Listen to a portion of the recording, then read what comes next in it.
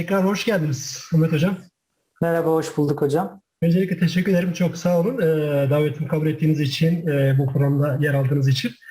Nasılsınız? İyi misiniz hocam? Öncelikle ne var ne yok? İyisiniz umarım. Teşekkürler. Ben de teşekkür ediyorum davet ettiğiniz için. Böyle bir Allah. seri şeklinde ilerliyor gördüğüm kadarıyla. Beni de davet ettiğiniz için hocam teşekkürler. İyiyiz valla. Yani klasik işte iyi diyelim, iyi olalım modundayız işte. Evet, evet, evet. Çok Ha, güzel. Hocam klasik bir müzisyene soracak ilk soru nedir? Müzik hikayesidir. evet. Biraz tabii sizin ya bu kişisel maceranızı öğrenmek istiyorum açıkçası. Biliyoruz zaten, takip ediyoruz. Sizi severek takip ediyoruz hocam. Ben Hı biraz hı. da küçüklüğünüze dönelim istiyorum. Müzik Evet. maceranıza. Şimdi müzikle ilgili kısmını küçüklüğümün anlatayım. Ortaokul birdi yanlış hatırlamıyorsam. Samsun'da benim çocukluğum, gençliğim geçti. Ee, Annem babam öğretmenler. İşte annemin bir öğretmen arkadaşının oğlu benle yaşıt. Ee, Bağlama dersleri alıyordu. Aynı sokakta oturuyorduk. İşte annem de oradan bakarak işte onun oğlu gidiyor sen niye gitmeyesin sen de git falan diyerek başlayan bir müzik yolculuğu diye şans eseri başlayan bir müzik yolculuğu. Evet, Bu arada buradan anneme de tekrar teşekkür etmek istiyorum yani aslında evet. o vesile oldu bütün bunlara. Süper. Ee, Samsun'da rahmetli öğretmenimiz, bağlama öğretmenim Ali Özdolap geçtiğimiz sene kaybettik. Kanser hastasıydı. Ondan aldığım bağlama dersleriyle müzik yolculuğum başladı. Yani okulda öğrendiğimiz blok flütü falan saymazsak hani dışarıdan kurs niyetine Evet. bağlama dersleri alarak ortaokul birinci sınıfta başladım. Böyle geçen gün Serdar Keskin'le yaptığınız sohbeti başından sona dinledim. Ben de Serdar abi gibi geldiği gibi anlatabilirim de ama kısa kısa cevaplar verip biraz daha değerli toplu olmasına da çalışabiliriz. Hani sorduğunuz Evet. soruya ilişkin onu söylemiş olayım. Ortaokulda Evet. başladı bağlama dersleri alarak. Sonrasında da öyle devam etti. Güzel, çok güzel. Tabii ben çok yani konuşurken çok sözlerinizi bölmek istemiyorum. Serdar Hocam, Serdar abi de genelde pek müdahale etmek istemiyorum. Hı hı. Güzel, o zaman bağlamayla başladık. Tabii Evet. şimdi biz sizi daha çok keman müzisyeninizi de biliyoruz ama tabii siz pek çok enstrüman da çalıyorsunuz.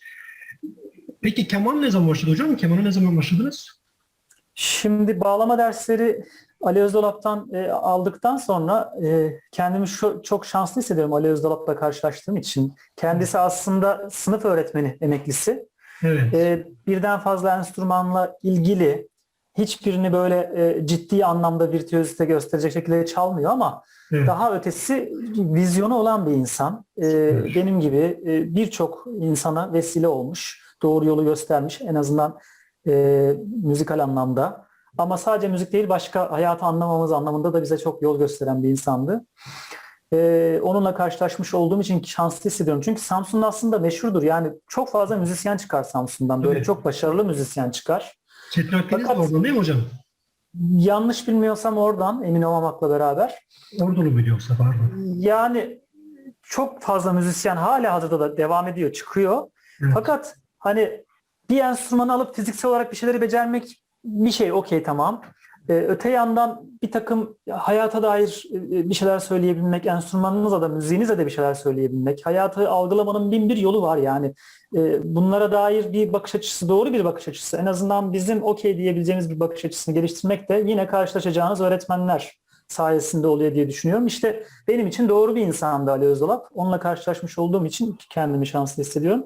Neyse uzatmayayım. Bağlama derslerini bir müddet aldıktan sonra annem benim babama sürpriz yapmak için, babam Karadenizli, Trabzonlu, annem Erzurumlu. Babama sürpriz yapmak için dedi ki bir kemençe, Karadeniz kemençesi. Babamın dayısı da yapımcıydı. Babamın dayısı kemençe yapıyordu. evet, Ondan aldı ve babama söylemeden sürpriz niyetine işte beni kemençe derslerine yolladı. Sonrasında babama sürpriz yapacağız diye. Yaylı enstrümanla tanışıklığım öyle başlıyor. evet. Çok kısa süre kemençe dersleri aldım. Sonrasında babam vefat etti kalp krizinden. Bunun üzerine ben de işte bir kopukluk oldu. Tekrar işte bu zor zamanları atlattıktan sonra müzik kurslara falan geri dönüş yapmak istediğimde ben kemençe çalmak istemediğimi söyledim. Yani yaylı enstrümanları Evet, sevmiyorum ben dedim. Ali Özdolap dediğim bağlama hocama tekrar geri döndüm.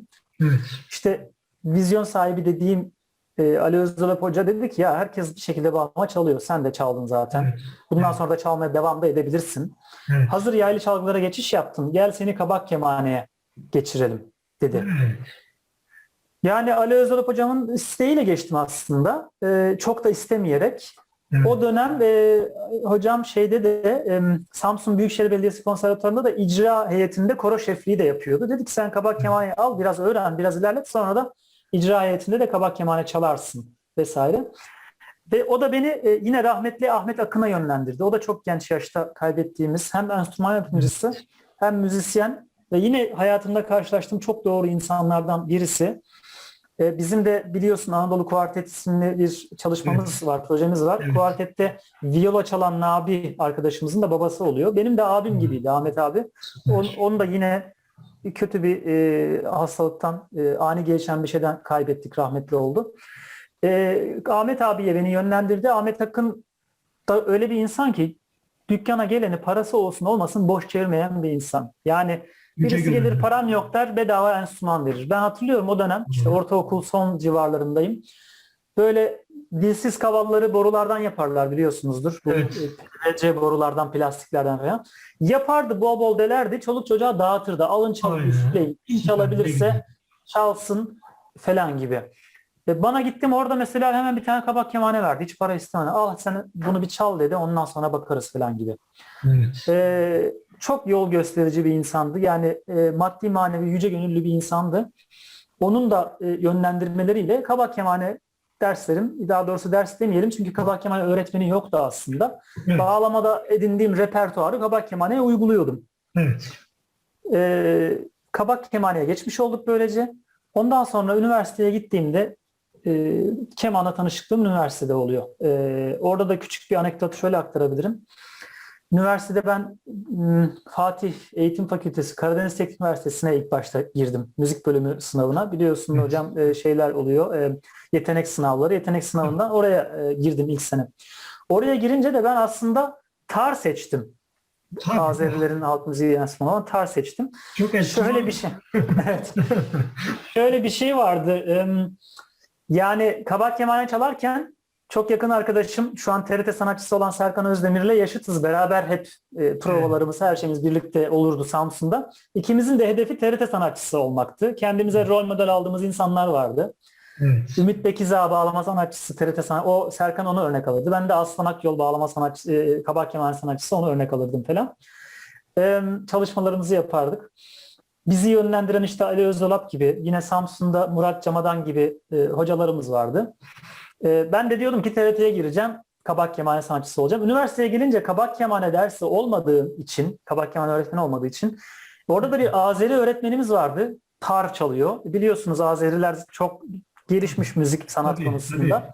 Aynen. Yani tam yerine düştüm oldu. Evet. Azerbaycan'dan bir adamdan tar öğreneceğim.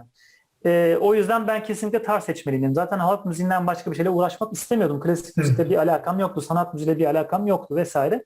Evet. Tarı seçtim ve ilk böyle birkaç hafta çok ciddi tar çalıştım. Biliyorsunuz Azeriler biraz yukarıda tutuyor tar şuranın içinde Evet. tarı. Evet. İranlılar biraz daha diz üstünde tutuyorlar. Evet. İşte ben Azeri tavrıyla çalıyordum. Yani dirseklerim çürümüştü, bu iç taraf çürümüştü. Öyle çalışıyordum falan. Evet. Evet. Hocam da sevinmişti çünkü kimse tar seçmiyor, seçen de çalışmıyor. Ben böyle seçmişim, akşamlara kadar çalışıyorum, adam gelip beni öpüyordu falan böyle yani. Sonra o dönem keman öğretmeni, Katü'deki keman öğretmeni Şener Demir hocam, bana kemanı ilk öğreten hocam, o da bana gelip dedi ki ya senin ne işin var, sen kabak kemane çalıyorsun, yaylı çalıyorsun, gelsene kemana geçsene dedi yani Evet. falan. Ben de hocam ben zaten yaylıları sevmiyorum, hazır burada tar gelmiş, tar istiyorum falan demiştim. Sonrasında sınıf arkadaşlarından biri Bertal, arkadaşın ismi Bertal, dedi ki ya Ahmet ben dedi keman seçtim, bin pişmanım. Tara geçmek istiyorum. Ama ancak şöyle olabilir. Tardan birisi kemana geçecek, karşılıklı değişme olursa ancak bu olabiliyor. İş tokuşu, gece iş. Evet. Becaiş. Yani Bertal sayesinde kemana geçtim diyelim. Bertal'ın isteğiyle oldu biraz. Çok ısrar etti bana lütfen falan. Keman hocası da öyle söyleyince geçmelisin kemana falan. Öyle kemana geçiş yaptım. Ve üniversitede kemana başlamış oldum. Tabii sadece keman demeyelim aslında.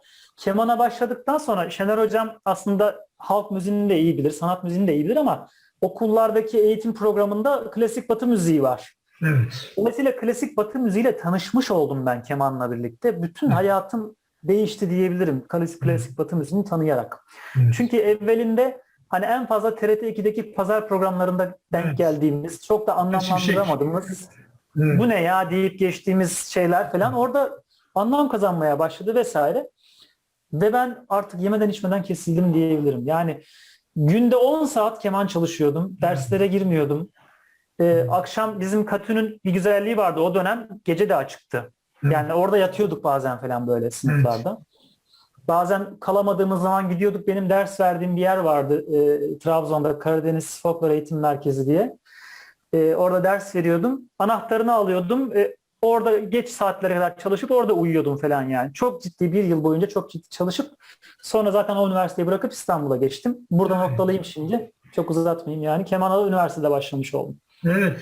Hocam gerçekten çok maceralı olmuş yani. Siz bayağı bir enstrümanlar arasında bir gidip gelmişsiniz gerçekten. Evet. Ama en sonunda da yani tabii hepsini çalışmalarınızda diğer enstrümanları zaten çalıyorsunuz gayet ustalıklı. Ama sanırım kendinize has enstrümanı bulmuşsunuz üniversitede. Keman. Yani ben aslında soranlara neler çalıyorsun diye soranlara sadece kemanla ilgileniyorum diyorum. Keman da çaldığımı da iddia etmiyorum. Yani ilgileniyorum, yapabildiğimi gösteriyorum. Diğerlerini mecburiyetten çalıyorum. İşte bu kendi YouTube projelerimde vesaire bu işin maddi boyutunu karşılayamayacağım için eldeki imkanlarda mecburiyetten diğer enstrümanları kullanıyorum diyeyim. Yoksa hiçbirini ben çalıyorum diye bir iddiam yok, öyle söyleyeyim. Hocam tevazu gösteriyorsunuz canım. Yani bu benim değil yani tüm müzik severlerin Türkiye'de bence keman denince örnek göstereceği birkaç keman sanatçısından birisiniz hocam. Teşekkürler hocam. Bayağı gerçekten enteresan şeyler duyduk hocam hakkınızda. Bunları çok yazmıyor zaten. Şimdi hocam şeyden bahsetmek istiyorum. Tabii siz bir ara yeni memlekette çalışmışsınız, Dersim'de çalışmışsınız bir dönem. Evet. 7 yıl falan. Biraz orayla ilgili de biraz sormak istiyorum. Tabii Dersim biraz müziğe karşı zaten ilgili bir memleket. Oradaki sizin gözlemleriniz nasıldı yani? Müzik üzerinden biraz konuşacak olursak. Gençler, toplumun... Yani ben şimdi hep şunu söylerdim. Bir müzik öğretmeninin çalışabileceği en güzel yer herhalde. Diğer branşlar için de belki öyledir ama ben müzik branşı üzerinden söyleyeyim. Evet. Çünkü bir defa müziğe saygı var. Evet. Her ailede bir tane müzisyen var. Bir şekilde var yani. Söylüyor, çalıyor vesaire. Herkesin dolayısıyla çok büyük ilgisi var. Hani Dersim'in yerlisinden bahsedelim. Dışarıdan gelen belki memurda ailesinde yoktur ama Dersim'de yaşayan, Dersim'de olan insanlardan bahsediyoruz. İşte Alevi kültürünün getirmiş olduğu zaten müzikle olan bağdan dolayı ayrı bir durum söz konusu. Evet. Dolayısıyla bence büyük bir şans bir müzik öğretmeni için. Hatta bir öğretmen arkadaşım var. Bağlama çalıyor aynı zamanda. Burada onunla tanıştık Berlin'de. Askerliğini Dersim'de yapmış. Dersini o yüzden biliyor yani askerlik sırasında. Onunla bir ufak sohbetimiz olmuştu. Şey dedi, bu overlock makinesi ayağınıza geldi diye böyle ortalıkta dolaşıyor ya arabalar. Altında da böyle bir müzik çalar. Arada adam konuşur falan. Ya dedi Dersim'de overlock makinesinin altındaki müzik bile değiş çalıyor dedi ya. Değiş çalıyor yani. öyle bir yer yani falan dedi. Şimdi ben oradayken hani gençlerin ben ilkokulda girdim dersi. 7 yıla yakın çalıştım. İlkokul 1. sınıftan işte ortaokul sona kadar olan öğrencilerim vardı. Son 3 yılda lisedeki öğrencilere ders verdim. Hem lisede hem ilkokulda Milli Eğitim'in kendi şeylerinden bağımsız, kurslarından bağımsız benim kendim bireysel isteğimle alakalı olarak açtığım kurslar vardı. Öğrencilerden herhangi bir ücret talep etmeksizin bildiklerimi paylaşabilmek adına çok sayıda başvuru vardı. Evet. İşte gitar, keman, bağlama dersleri veriyordum. Bu üç enstrüman dersini. Çok sayıda dediğim gibi başvuru vardı. Aralarında gerçekten hızlı gelişen, çalışan ciddi öğrenciler vardı. O yüzden bu biraz önce sorduğunuz soruya istinaden ilgi çok. Bir de şu var. Şimdi tabelada 30 bin yazıyor Dersim'in nüfusu için. Evet. Hani İstanbul'daki bırakın bir mahalleyi yeri geliyor bir apartman topluluğunun nüfusu oluyor. Yani öyle büyük apartmanlar var içinde bilmem kaç bin kişiyi barındıran. Evet. O kadar ufak bir yerde belki 7-8 tane enstrüman dersi veren kurs var. Hepsi de dolu dolu yani böyle. Evet. İlgi gerçekten çok büyük. Çünkü aileler istiyorlar. Yani benim oğlan, benim kız bir şey çalsın. Sanatla ucundan kıyısından bir ilgisi olsun. İlla müzisyen olmak zorunda değil ama bunu biraz öğrensin vesaire gibi. Evet. Yani zaten Berlin'e geldik ailecek. Hiç aslında istediğimiz bir şey değil. Malum sebeplerden zorunda olarak geldiğimiz bir durum bu. O yüzden biz Dersim'i çok özlüyoruz. Aklımızın bir köşesinden hiçbir zaman çıkmıyor. Hayalimiz de tekrar oraya dönebilmek en azından şimdilik. Evet. Dersim'de müzik öğretmeni olmak çok özeldi yani. Evet. Peki hocam siz merkezde miydiniz, ilçede miydiniz? Şimdi benim Dersim'e gidişim 2010 yılları sonu işte zaten evlenmemiz eşimle hemen ben gittikten bir müddet sonra falan filan. Evet. O dönem ben daha zaten öğretmen değildim. Yani Dersim'e gidiş de aslında bir tırnak içinde maceraydı diyelim. Herhangi bir sebep, özel bir sebep olmadan. Yetti artık gari buralardan gidelim gibi. Serdar abiyle konuştunuz ya hani Evet. kent hayatından çıkmak, tarım yapmak falan. Ben de yeter artık dedim ya ne yapacağız falan sıkıldık işte. Bir Dersim'i deneyeyim. Dersim olmazsa Diyarbakır'ı deneyeyim falan gibi. Evet. Öyle gittim 2010 yıllarında. Öğretmen değildim. O dönem öğretmenlik de aklımda yoktu aslında. Evet. Sonra yerleştikten sonra dedim ki ya hazır bir diploma var. Müzik öğretmenliği diploması. Evet. Girelim KPSS'ye. Dersimi yazalım. Çıkarsa burada öğretmenlik yaparım. Çıkmazsa öğretmenlik de yapmam. Evet. İşte ilk merkeze gitmiştim. Merkezde otururken de eşimle evlendik. Evet. Sonra hemen evlendikten çok kısa süre yani bir hafta sonra mı bilmiyorum atamam oldu. Ee, şey Dersim merkez atamam olmadı. Yüksek bir puan aldım ve atanacağım belliydi. Evet. Kesin atanıyordum yani. Hı hı. Hatırlarsınız belki 2010'daki KPSS'de işte hırsızlık Evet. hırsızlık yok FETÖ bir şeyler Aynen. demişler de iptal etmişlerdi. Evet. O Evet. dönem işte. Evet. İptal edildi sınav. Oh. Tekrar girmek zorunda kaldık. İşte o dönem biz şey yapamadık. Yani bir ev tutsak dedik eşimle. Ya atamamız başka bir ilçeye olursa ne yapacağız falan. Hatta Evet. biz Kivram'ızda kaldık bir 2 ay falan. 2-3 ay Evet. Kivram'ızda kaldık Kibret Dersim'de. oldunuz yani. Evet, Kivra'da olduk.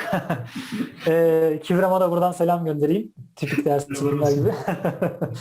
Ee, Sonra tekrar sınava girdik ve işte ilk tercihlerimin hepsini şey yaptım, dersime verdim. Dersimden başka bir tercih ettiğimi de hatırlamıyorum. Ve Mazgirt'in Bulgurcular, yeni adıyla Bulgurcular, eski adıyla Germisi köyüne, Evet. Duymuştum. yatılı okuluna İbo. atandım. Evet, İbo. Oraya atandık. Dolayısıyla il merkezinde otururken işte Mazgirt'e geçtik. Evet. 3 yıl Mazgirt'te çalıştıktan sonra bizim oğlumuz Robin de işte o Mazgirt'in son dönemlerinde oradan ayrılmak üzereyken oldu. Evet. Dünyaya geldi. Ve kayınvalidem, kayınpederim Pertek'te oturuyorlar. Biz de tayini şeye aldık, Pertek'e aldık. Hani Aa, benim onlar da bize memleket yani. yardımcı olurlar diye. Evet. Pertek'e de öyle geçmiş olduk. Orada da Anadolu Lisesi'nde, Pertek Anadolu Lisesi'nde 3 yıl çalıştım. Evet. Evet. Evet. Evet. Çok güzel. Çok güzel hocam. Yani hem merkezde, Mazgirt'te, Pertek'te kalmışsınız Evet. öyle. Evet. Hı hı. Peki hocam şimdi tabii siz yani ben siz ilk Metin Kemal Kahraman kardeşlerle sizden haberdar oldum. Pek çok kişi de zaten Evet. sizi onlarla olan çalışmalarınızdan ötürü biliyor. Biraz da oradaki çalışmalarınızdan bahsetmek istiyorum. Yani Metin Kemal Kahraman müziği oraya nasıl dahil oldunuz? O üstad müzisyenlerin çalışmalarına. Onların müziği hakkında ne düşünüyorsunuz? Evet. Onda. Şimdi öncelikle hocam senin de söylediğin gibi insanlar beni onlar üzerinden biliyorlar. Herkes öyle Evet. haberdar oldu diyelim. Yani bilinmek bilinmemek bir tarafa dursun. O işin ayrı tarafı. Ben kendimi çok şanslı hissediyorum bu insanlarla yolum kesiştiği için. Evet. Nasıl biraz önce Ali Özdolap hocamı anlatırken doğru insanla karşılaştım. Ahmet Akın Evet. hocamı anlatırken doğru. Bu iki insan da yine benim hayatımdaki doğru insanlardı. Evet. Yani sadece müzik değil yani hayatta birçok şeyi öğrendim onlardan. Öğrenmeye de devam ediyorum. Gerçekten hani sadece zaten sahnede müzisyeniz, çalıyoruz, dağılıyoruz ilişkisi değil. Evet. Böyle bir akrabalık ilişkisi gibi. Evet. Hani belki daha sonra yayını izleyenlerden Dersimli olmayan arkadaşlar için açıklama yapmış olayım. Müsahiplik denilen bir kurumsallık var biliyorsunuz Alevilikte. Evet. Evet. Onların yeğeni Umut Kahraman, bizim ekipte Evet. de viola çalan, Bravo, benim evet. müsahibim. Evet, biz müsahibiz yani. Evet. Dolayısıyla benim Metin Kemal Kahraman'la müsahiplik ilişkim de var. Nedir müsahiplik? Kısaca söyleyelim. Kardeşten öte bir durum diyelim. Daha ekstrasına girmeyelim şimdi. Evet. Evet. O yüzden onlar benim abim gibi olmuş oluyor. Nasıl tanıştık? İşte Umut'la üniversitede biz aynı sınıftaydık. Marmara Üniversitesi'ne ben geçtim. KTÜ'yü bıraktım. Bir sene okuyup Evet. Marmara'ya geçtim. Yine müzik bölümü, müzik öğretmenliği. Orada Umut'la aynı sınıftaydık. İşte genelde birinci sınıfta hani böyle yeni tanışmalar, yeni ilişkiler üzerinden sürekli yeni gruplar kurulur, dağılır, şu olur, bu olur falan. Aynı Evet. öyle bir gaz. Herkes grup kuruyor, şunu yapıyor, bunu Aynen. yapıyor, dağılıyor. Umut dedi ki ya bizim dedi bir grubumuz var. İşte Metin Kemal Kahraman. Şu an kemancı arıyoruz dedi. İlgilenir misin falan. Evet. Tabii ben de böyle şu an düşününce yanlış yapmışım diyorum ama o dönemler keyifle yaptığım bir şeydi. Kemanı elimden bırakmazdım. Evet. Koridorda sabahtan akşama keman çalardım. Ağustos böceği gibi böyle. Derslere girmezdim. Aslında diğerlerini rahatsız ediyordum sonuçta yani falan. Ama bu da şuna yarıyordu. Görüyordu insanlar neyi ne kadar çalabiliyorsun, ne yapabiliyorsun. İşte Umut da buna istinaden görüyor nasıl çaldığımı falan. Diyor ki grup var çalar mısın? Dedim ki ben de bilmiyorum Metin Kemal Kahraman kim bilmiyorum. Diyorum ki herhalde Yani. hiç duymadım. Herhalde yine öyle kendi çapında girip de çıkacağım bir grup olacak. Hadi bir bakalım girelim falan diyorum ben de. Evet. Evet. Sonra Umut bana işte ben albümleri getireyim dinle bir bak kararını verdiğince ben diyorum ki ne albüm ya herhalde evde kendi kendilerine bir kayıt yapmışlardır. Sonra tabii Umut getirip Ferfeciri işte Deniz Koydum adını vesaire renklerde yaşamak verince yani ben şey var ya Kibar Feyzo'da ağam benden eğlen iyi herhalde diyor. Onun gibi oldu yani gerçekten dedim ki ya bu muhteşem yani ben tabii ki beraber çalışmayı isterim. Onur duyarım dedim. Öyle 2000 yılıydı işte 2000 yılının sonları diyelim. Tanışmış oldum, tanımış oldum. Yani müziklerini de duymamıştım aslında. Hani Evet. isim olarak bilmiyordum ama her ne kadar aslında işte yorum falan dinlesek de ne bileyim Ali Asker'dir, İlkay Akkaya'dır falan Metin Kemal Kahraman ilginç bir şekilde bilmiyordum. Evet. Yani hatta yine ilginç bir anekdot. Onlarla tanışmadan bir hafta önce ben böyle can sıkıntısından tiyatro dersleri de alıyordum. Aslında amacım tiyatro müziği öğrenmekti ama bir baktım oyunculuk dersleri veriyorlar bir yerde. Orada kızın biri heceyi söylüyordu. Güya ses açma çalışması yapıyoruz ama çok kötü söylüyordu. Böyle resmen bağırıyordu. Ben şarkıyı da tanımıyorum. Zazacayı da bilmiyorum. Hecenin ne demek olduğunu bilmiyorum. Böyle dedim ki ya ulan bu parçayı besteleyenin de bir sonraki parçayı falan. Yani bir hafta sonra adamlarla tanıştım. Tabii doğru düzgün bir kayıt, doğru düzgün bir söyleyen duyunca dedim ya bunlar ne güzel besteler, ne güzel bir dil falan. Zazacayı da tanımış, görmüş oluyorum vesaire. Tanışmam 2000 yılların sonuna dayanıyor işte. 20 yıl oldu işte 20 yıldır. Evet. Yani yine söyleyeyim kendimi çok şanslı hissediyorum. Çünkü şöyle beni cebinden 10 kere çıkartacak kemancı dolu Türkiye. Teknik anlamda, çalabilmek anlamda. Fakat Türkiye'de belki de yine eksiklerden müzisyenler için söylüyorum. Büyük eksikliklerden biri de sadece ve sadece çalışıyoruz. Sadece tekniğimizi ilerletiyoruz ama herhangi bir projeye dahil olabilmek ya da herhangi bir projeyi kendin üretebilmek. Evet. Buna dair hiçbir şey yok. Bir tane video var belki görmüşsündür sen de hocam bu şeyde Facebook'ta falan. Bir tane kuş ağzını açıyor, tırtıl koşuyor, o da ağzını açıp peşinde bekliyor hani ağzıma gir diye. Evet, Çünkü evet. annesi alıştırmış hep ağzına vermeye falan. Aynen. Şimdi biz de onun gibi müzisyen armut piş ağzıma düş yok böyle bir dünya. Yani ben çalacağım. Kimse şöyle bir şey demiyor. Sen çok güzel çalıyorsun o yüzden gel biz sana şu işi verelim, şu projede bulun diye. Evet. Bir şekilde bir şeyler yapmalısın, kendini göstermelisin ki Tabii. yeni projelere dahil olabilesin vesaire. Tabii. Uzatmayayım çok fazla müzisyen var. Çok güzel çalan müzisyen var ama işte evde kendi kendine çalışıyorlar. Onları kimse haberi bile yok. Bir yerden sonra onlar da motivasyonunu kaybedip bırakıyor zaten. Çalışmayı da bırakıyor vesaire. Şimdi benim Metin Kemal Kahraman'la tanışmam bana kattığı hem müzikal hem başka anlamdaki kattığı şeylerden ziyade ayrıca fark edilmemi sağlıyor işte. Evet. Bildiğimi en azından gösterebiliyorum. Ve yeni şeyler katabiliyorum. Beni motive ediyor falan. Gösterebildiğim için bir başkası da diyor ki ya bu adam iyi çalıyor. Bunu biz de çağıralım albümümüze çalsın. Vesaire vesaire. O yüzden böyle bu en azından bu cümleyi şöyle kapatayım. Müzisyen, dinleyen müzisyen olursa, izleyen müzisyen olursa şiddetle tavsiyemdir. Çalışmak tabii ki lazım. Hiç durmadan çalışalım, okey. Ama bir şeylere dahil olalım, müzik yapalım. Evet. Üretelim. Evet. Harikulade hocam. Peki yine Metin Kemal Karaman üstadlarla ilgili bir şey daha soracağım. Gerçi siz 2000'den sonra dahil olduğunuzu söylediniz ama Evet. tabii hepimiz çok seviyoruz. Metin Kemal Karamanlar müzikleri zaten ayrı bir yerde duruyor. Onlardaki bu keman kompozisyonları, o işte çok seslilik falan, yani çok farklı bir tarzları var. 2000'lerden sonrası dahil olduktan sonra o keman kompozisyonlarına sizin katkınız nasıl oldu hocam? Yani o kompozisyonları siz mi yapıyordunuz yoksa beraber mi yapıyordunuz? Nasıl o süreçler? Şimdi ben dahil olduktan sonra Meyman albümü çıktı ve peşi sıra öyle gittik yani. Ben Meyman'dan itibaren dahilim. Meyman için biz çok sıkı çalışmıştık. Yani Serdar abinin evine gidiyorduk daha çok. Taksim'de oturuyordu, Cihangir civarlarında oturuyordu. Serdar abinin evinde çok ciddi provalar yaptığımızı hatırlıyorum. Seyri Mesel Tiyatro Atölyesi vardı. Orada çok ciddi provalar yaptığımızı hatırlıyorum. Her bir parça için. Yani her şey bitti, her şey kafamıza sindi. Ondan sonra girip kaydetmeye karar verildi vesaire gibi.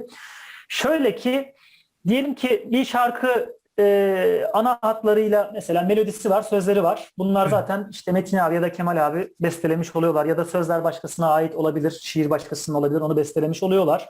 Olgunlaştırmış oluyorlar. Yeri geliyor ki bazen Kemal abi yeni şarkı diye bir şey geliyor, mırıldanıyor bize. Ama bunun sözlerini diyor 20 yıl önce yazmıştım diyor. Evet. Ya da 20 yıl önce bestelemiştim diyor. Şimdi bunu tekrar çıkarttım diyor, yani üzerinden geçmek istiyorum falan diyor.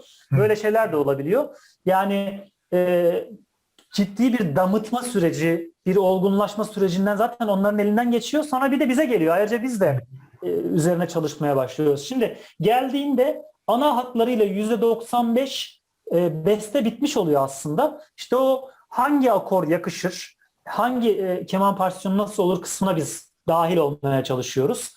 Bazen keman partisyonları da çoğunlukla, hatta bazen değil çoğunlukla keman partisyonlarına dair de büyük fikirlerle geliyor Metin abi de Kemal abi de. Evet. İşte onları ağızlarıyla mırıldanıyorlar mesela çalarken, bize tarif ediyor falan.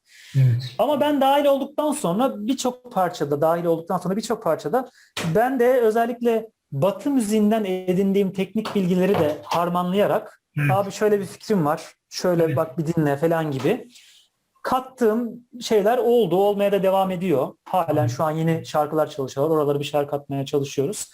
Bazen oluyor ki tamamen böyle olmayan bir şeyi ben öneriyorum. Şöyle bir şey yapalım diye. Yeri geliyor bir melodi oluyor. Bu yeri geliyor bir sadece keman eşlik partisyonu oluyor. Yani iyi kötü kattığım şeyler olduğunu düşünüyorum. Evet. Çünkü ben de hani 20 yıllık keman çalışmamın sonucunda iyi kötü bir tarzım oluştu. Dedik ki herkes keman çalıyor ama bir yerden sonra bir karakter, bir tarz çıkıyor. O tarzı da kemanıma ve oradan da Metin abilerin müziğine iyi kötü ucundan kıyısından katabildiğimi düşünüyorum. Atıyorum şimdi Serdar abi de gitar çaldı, Metin abi de gitar çaldı ama şimdi Serdar Keskin'in o tarzı ile Metin Karaman'ın tarzı bambaşka şeyler. İkisi de kendi içinde çok güzel şeyler. Birbirini tamamlayan şeyler. Yani rastgele bir tane gitarcıyı çağırdık, geldi akor çaldı değil. Aynı şekilde bir kemancı çağıralım, yapsın değil yani bu gibi. Süper hocam, süper. Peki hocam bir şey daha sorayım. Bu yine sizin bir de kendinizin kurduğu, işte biraz önce bahsettiğiniz Anadolu Quartet ile ilgili sormak istiyorum. Tabii siz biraz önce aslında söylediniz. Ben halk müziği falan dinliyordum, halk müziği seviyordum. Klasik müzik işte yoktu kafamda dediniz. Üniversitede tanıştığını söylediniz. Bu Anadolu Quartet projesi nasıl doğdu? Yani buradaki genelde yine halk müzikleri falan çoğunlukla çalıyorsunuz diye biliyorum ama. Evet. Yani bu projenin amacı şimdi bu projede şöyle 2008 yılında Marmara Üniversitesi'nde okurken ben 2000'de girdim ama 2010'a kadar okudum. Hani derslere girmeyip sadece keman çalıştığım için uzadı öyle. O dönem işte ekip ilk kurulduğunda ben, işte viyolacı arkadaşımız Doğu, İsmail Kaya vardı cello'da ilk ekipte. Viyolacı arkadaşımız Nabi, pardon Doğu dedim. Bir de yine o dönem ekipte Doğu vardı. Doğu da çok iyi bir kemancıdır. Yani ben mesela Doğu gibi asla çalamam. Çok iyi bir kemancı. O dönem ikinci kemanı Doğu çalıyordu. E, Dedik ki biz bir kuartet kuralım, sadece şey yapalım, eser tanıyalım. Yani boş duracağımıza klasik müzik külliyatını tanıyalım. Ya da çok meşhur olmayan, çok bilinmeyen kuartetleri çıkartalım, deşifre edelim. Kendimizi geliştirelim, başka bir amacımız yok. Evet. Hatta ismimiz de Erkin Kuartetti. Ulvi Cemal Erkin'e öykünerek. Evet. Çünkü dünyada atıyorum Mozart kuartet, Bach kuartet, ne bileyim işte besteci, ünlü bestecilerin isimlerine kuartetler var. Biz Evet. de o zaman neye cesaret ediyorsak kendimiz sanki çok iyiymişiz gibi Erkin Kuartet diye Tamam hocam, ismimizi evet. koyduk falan. Çünkü yani enstrüman çalmak, bir türküyü çalmak vesaire tamam, bunlar okey o şeyler, ama klasik müzikte icracılık gerçekten çok ciddi bir şey. Ben mesela asla kendime klasik müzik icracısıyım diyemem. 3 tane notayı peş peşe getirerek olacak iş değil. Yani hiç bırakmaksızın çok ciddi çalışma gerektiren bir şey. Hiç bırakmaksızın. Ben çalışmayı bırakalı 10 yıl oluyor yani vesaire. Neyse Erkin Kuartet'i kurduk ve böyle bahsettiğim gibi de repertuar yapmaya başladık, tanımaya başladık. Sonra dedim ki arkadaşlar gelin bir de öyle bir şey yapalım ki halk müziği eserleri de ekleyelim. Çünkü klasik müzikçilerin bir tutumu var. Klasik müzik dışında kalan etnik müzik diyebileceğimiz müziklerden nefret ediyorlar adeta. Yani böyle tiksiniyorlar. Evet. Halk müzikçilerde de klasik müzikten böyle sanki nefret ediyormuş gibi, Evet. sevmiyormuş gibi bir şey var. Ben de dedim ki ya bir konser yaptığımızı düşünün. İşte bir tane Mozart kuartet çalıyoruz, bir tane de Aşık Veysel'den türkü çalıyoruz. İşte bir tane Bach çalıyoruz, bir tane bilmem kimden bir türkü kılan bir şey çalıyoruz falan. Böyle bir şey yapalım mı? Yapalım diye repertuarımızı bu şekilde genişletmeye çalıştık ilk başta. Sonrasında Diyarbakır'da o dönem neydi, Osman Baydemir'in başkanlığını yaptığı dönemde Aram Tigran Konservatuarı'nda Şerko Kani var. Şimdi de yine Diyarbakır'da Ma Müzik'te yöneticidir. Arkadaşlarla birlikte Ma Müziği çekip çeviriyorlar. Çok da güzel işler yapıyorlar. Uzatmayayım. Şerko konservatuarda yönetici konumundaydı. Dedi ki biz Aram Tigran Konservatuarı olarak yıl sonu etkinliği yapacağız. Sizi görmek isteriz kuartet olarak. Evet. Ben dedim ki ya o zaman biz madem Aram Tigran konservatuarına yapıyoruz. Hatta Aram Tigran'ın da ölüm yıl dönümü müydü hatırlamıyorum. Denk düşüyordu. Evet. O zaman dedim ben yeni bir repertuar yazayım kuartete. Yani kurmancı eserlerin olacağı, Evet. özellikle. Diyarbakır'a gidiyoruz. Aram Tigran'ı anlıyoruz falan. Evet. Ağırlıklı kurmancı eserler olsun. İşte o dönem madem öyle dedik, biz yavaş yavaş şeyden de kopuyoruz. Klasik müzikten kopuyoruz. Çünkü artık işte mezun oldu diğer arkadaşlar. Bir araya gelemiyoruz. Her gün prova yapamayız klasik müzik çalmak için. Evet. O zaman dedik artık biz klasik iddiamızı bir kenara bırakalım. Anadolu Kuartet ismiyle devam edelim yolumuza. Evet. Anadolu'nun ve Mezopotamya'nın halklarının ezgilerini sahneye kendi üslubumuza taşıyalım dedik.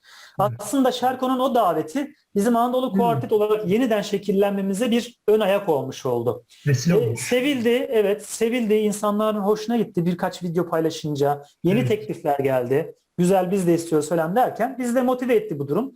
Yazmaya, çizmeye devam ettik. Düzenlemelerini, çoğunluğunu ben, bazılarını yine arkadaşlar, özellikle eski üyemiz Utku Barış Andaç, güzel düzenlemeleri var. Yaptığımız için böyle devam ettik yani. Evet. Kuartet böyle. Harikulade hocam, harikulade. Bu arada tabii siz ayrıca film müzikleri falan da yapmışsınız hocam. Değil mi? Evet, film müzikleri şöyle, Çayan Demirel'in Beş Nolu Diyarbakır Cezaevi belgeseli müziği. Tarihini şu an hatırlayamıyorum. Yani 2005'te miydi, kaçtaydı hatırlamıyorum ama Evet. bu belgeselin müzikleri için Çayan görüşmüştü benimle. Ne dersin bunu yapmaya, gönüllü müsün diye. Benim de ilk tecrübem olacaktı. Olur tabii dedim. Çünkü belgesel çok anlamlıydı. Halen YouTube'dan izlenebiliyor diye biliyorum. Evet. Böyle bir projenin bir ucundan kıyısında bulunmak benim için önemliydi. İlk deneyimim belgesel müziği adına o oldu. Film müziği adına. Sonrasında bir tiyatro müziği var.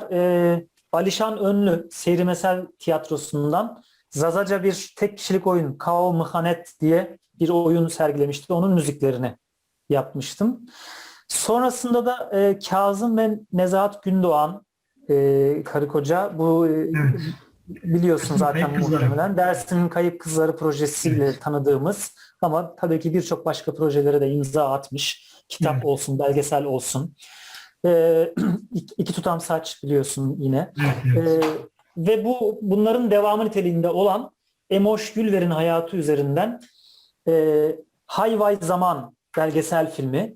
Yani 38 katliamından sonra hayatta kalan küçük çocukları evlat edinip götüren askerler, subaylar üzerinden.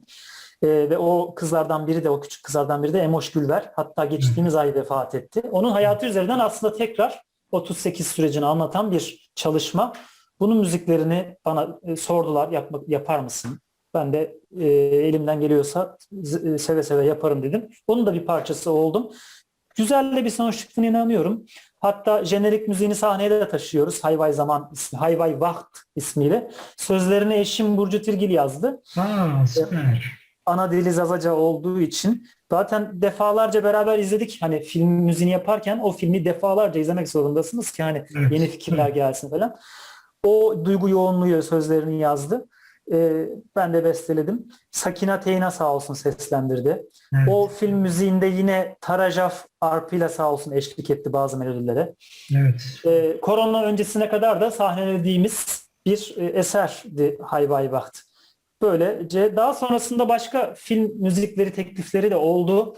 Çeşitli sebeplerden zamansızlık, mekansızlık işte vesaire değerlendiremediğim başka şeyler de oldu. Durum böyle film müzikleriyle ilgili. Evet. Hocam teşekkürler. Tabii siz hocam yani gözlemlediğim kadarıyla tabii çok genelde Metin Kemal Kahraman, Mehmet Atlı, Sakine Teyna, işte bu bahsettiğimiz belgeseller. Genelde Doğu coğrafyasına karşı bir ya da bu Doğu coğrafyasının müzikleri, dilleriyle ilgili pek çok çalışmanız olmuş. Bu yani bunun bir nedeni oldu mu yoksa bu doğallığında gelişen bir süreçten dolayı mı böyle oldu? Yoksa bir şeyiniz var mıydı? Ya aslında bana sorarsan bir rastlantı. Hani benim gelip Dersimlilerle, yani Umut'la, müsahibimle tanışmam. Bu Evet. bir rastlantı sonucu benim her ne kadar ben Erzurum'da doğmama rağmen Erzurum'un köyü oldum. Ben annem Erzurumlu. Evet. Horasan ilçesinin köyü. E, Mesela bizim köyün yarısı Kürttü. Evet. Fakat klasik nedenlerden hani Kürt yoktur, Kart Kürttür, dağdaki Evet. kardır falan filan yerlerinden gibi. Kürtlerden bir haber yok işte lafta et tırnağız ama bir kelime Kürtçe bilmeyiz. Kardeşiz ama bir kelime Kürtçe bilmeyiz falan. Yani ben 20 yaşına geliyorum. Köyde Kürtlerle beraber yaşıyorum. Kürdün varlığından haberim yok, dilinden haberim yok. 20 yaşına geliyorum üniversitede Kürt diye bir şey öğreniyorum, Alevi diye bir şey öğreniyorum. Ve bu aslında bir yerde insana acı veriyor. Yani 20 yıl bir yalanı yaşadığını görüyorsun. 20 yıldır bir yalan sana yaşatılıyor. Bir de gururla yaşatılıyor. O yalanı böyle öyle sahipleniyorsun ki gururla o yalanı yaşıyorsun falan. Bizim Kemal Kahraman'la bazen sohbet ediyoruz. Diyor ki ya biz tamam ezildik, asimile edildik, dilimiz, kimliğimiz yok edilmeye çalışıldı ama ben sana daha çok acıyorum diyor ya. Sen diyor daha beter bir asimilasyon içinde kalmışsın. Hani hiçbir şeyin farkında olmadan yaşamışsın. Sen derken hani tırnak içinde Türk kimliğiyle alakalı falan. Evet. Evet. Şimdi gelip yıllar sonra bunu tabii ben Dersim deyince Mersin zannediyordum. Şu Dersim'in dağları diye türküyü dinleyince ben Mersin zannediyordum. Dersim diye bir şey bilmiyorum ki nedir falan. Şimdi Dersim'e gidip Kürdü, Alevi'yi, Zaza'yı vesaire tanıyınca tabii ki 20 yıldan sonra böyle bir şey görmek insanı meraklandırıyor. En azından beni meraklandırıyor. Daha çok araştırıyorum, daha çok istiyorum, daha çok dinliyorum. Uzun zaman mesela atıyorum Alevi kültürünü anlamaya çalışmak için dolu dünya çeşitli birbirine zıt kitaplardan, kaynaklardan bir şeyler okuyorum. Ya da sen de hocam oraların yabancısı değilsin biliyorsun. Yok Zaza var mıdır? Zaza Kürt müdür? Kürt Zaza mıdır? Falan gibi tartışmalardan ben biraz da yansız bakabildiğimi düşünüyorum. Hani o yüzden diyorum ki onun söylediğini de dinleyeyim, bunu söylediğini de dinleyeyim, bunu da okuyayım, onu da dinleyeyim falan filan gibi. Bol bol o rastlantı beni araştırmaya da itti. Sonrasında da rastlantılar devam etti. Mesela Metin abiler üzerinden Zazaca'yı, Alevi deyişlerini, Zazaca Alevi deyişlerini vesaire öğrenip içinde bulundum. Sonrasında Mehmet Atlı'yı ben onu da tanımıyordum. Mehmet Atlı ilk solo albümü Jar'dı yanlış Evet, hatırlamıyorsam. evet, Jar. Jar'ı da biz bir yıl çok ciddi çalıştık. Serdar Keskin, Mehmet Atlı, ben, işte Umut, Mübin Dünen vardı, Kaval neyi çalıyordu. Çok ciddi. Ben Mehmet Atlı'yı tanımıyordum. Babilon'da bir konser verdik. Metin Kahraman konseri. İşte Metin abi Mehmet Atlı'yı sahneye davet etti. İşte aramızda dedi, yeni albümü de çıkacak falan dedi. Lizge Müzik'ten, Metin abilerin firmasından çıkacaktı. Evet. Şimdi Noche Halo'yu söyleyecek dedi. Ben tanımıyorum ya. Yani tanımıyorum derken tanışmışız ama onun hayran Müziğini kitlesini bilememişsiniz. bilmiyorum, müziğini Evet. bilmiyorum falan. Bir baktım orada 300 kişi varsa 300 kişi hep birazdan Noche Halo söylüyor. Dedim ya bu Evet. kimmiş ya? Böyle söylüyor, herkes biliyor falan filan. Yani ben çünkü çok yabancısıyım. Evet. Evet. Sonra yıllarca Mehmet Atlı'yla çalıştık. Halen çalışırız, gelir buralara falan. Evet. O da benim için büyük bir şans. Yani Evet. dolu dünya kurmancı müzik yapan, zadaca müzik yapan insan var ama o da ayrı bir doğru benim için. Evet. Çünkü sadece müzisyen de değil. Yani mimar kimliği var biliyorsunuz, Tabii ki, yazar tabii ki. kimliği var Evet. vesaire. O da bana çok değişik açılarla. Mesela diyelim ki bu ismini saydığımız kişilerin de müzik eğitimi almış neredeyse kimse yok diyebiliriz. Hani ben en fazla konservatuvar okumuşum ama hiç önemi yok. Evet. Hiçbir konservatuvarda öğrenemeyeceğim bakış açılarını bana kazandırdılar. Evet. Atıyorum belki bu ismi saydığım kişiler bana kalkıp da armoni çözümlemesi yapamaz. Bu şöyle bu böyle diyemez ama Evet. ben onların yaptığını çözmeye çalışıyorum zaten Evet. gibi vesaire.